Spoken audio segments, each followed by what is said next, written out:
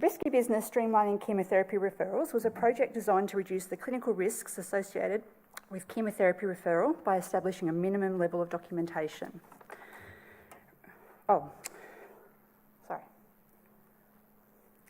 Recently publicised clinical governance issues in New South Wales Cancer Services have highlighted the importance of robust chemotherapy referrals and documentation processes, as well as the value of an empowered multidisciplinary team who can work together to uphold the highest standards of care. There are a number of significant clinical risks inherent to the chemotherapy referral process, which are amplified by incomplete or missing documentation. Preventable medication incidences are potentially tragic and costly, not only for the patient but also for the healthcare service. Clinical risk is intensified by the fact that chemotherapy medication incidents have the potential to cause significant mortality and morbidity. The recent exposure of systemic underdosing of chemotherapy at some New South Wales hospitals is an example of such a risk. The National Safety and Quality Health Services standards highlight two major contributing factors to medication errors: lack of information about the patient and lack of communication. The standards suggest that we need to take a systemic approach to preventing errors, and that's what we've achieved through our project. Before our project, the level of quality of documentation provided by referrers for chemotherapy was variable and unregulated. Sometimes referrals would come through with complete documentation, which consists of a completed consent, documented care plan and referral letter, but the majority of the time one or more of these elements would be missing or late. This meant that oncology staff coordinating the patient's chemotherapy appointments would often be unaware of the patient's treatment plan and about important aspects of the patient's condition, spending significant amounts of time chasing up all the missing information. Poor chemotherapy documentation was a long-standing issue within our service prior to this project, and although the issue had been raised on numerous occasions, a suitable solution had never been effectively implemented. This project introduced a structured approach to empowering nursing and pharmacy staff to encourage our medical colleagues to provide a safe and appropriate documentation on referral for chemotherapy.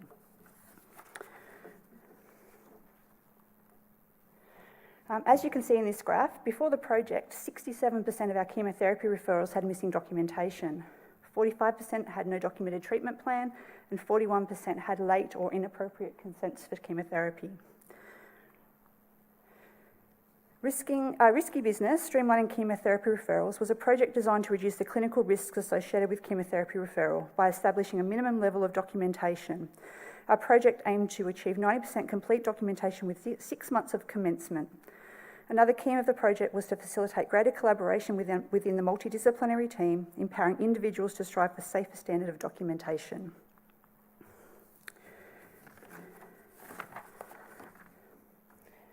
Our project team consisted of key staff from across our service, brought together with a common goal.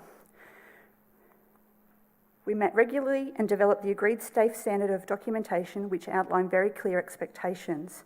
We had agreed process stop points and a clear path for escalation of non-compliance, and we established feedback channels to our clinicians. This approach gave our team options for taking empowered action. Here, one of our team described how we got to this agreement.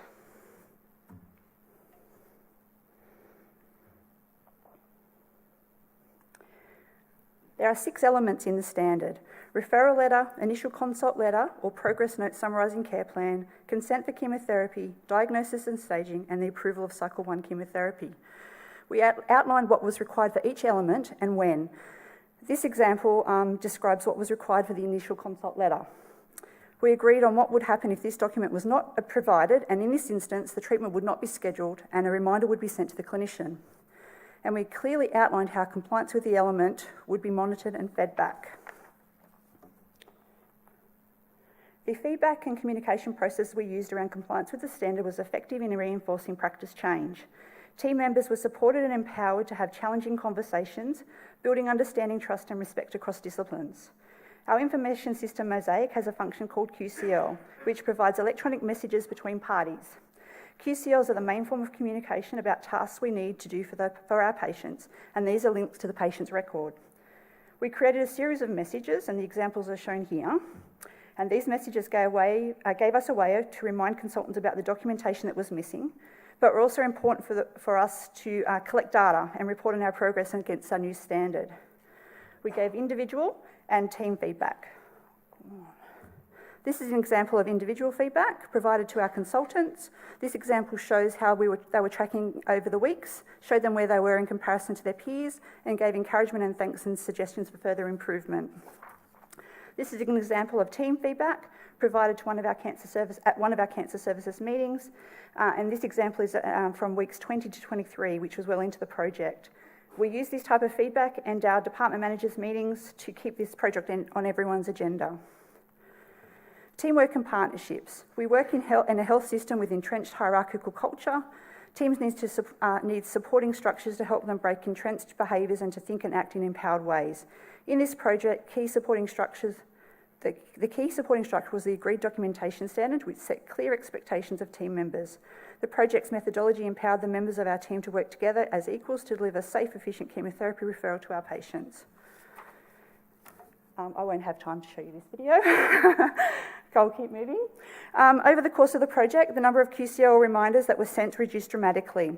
This graph shows you the number of QCLs that were sent through the initial 32 weeks of our project and highlight the dramatic improvement we've achieved following the implementation of our documentation standard.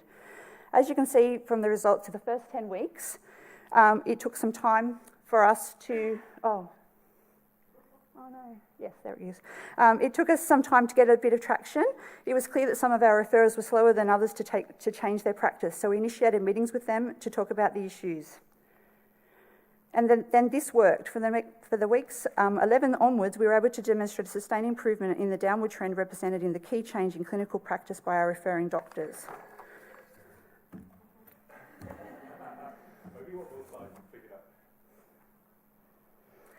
This is a significant one. This graph shows that we were able to demonstrate the impact of the documentation standards, showing a considerable improvement to our overall number of referrals with missing documentation. After the project, only 8% of our chemotherapy referrals had missing documentation, only 3% had no documented treatment plan, and only 2 had a late or inappropriate consent. So we've achieved our aim of receiving complete documentation for over 90% of our patients, but the considerable outstanding achievement is that we received referral letters for 100% of our patients. Sorry. Thank you.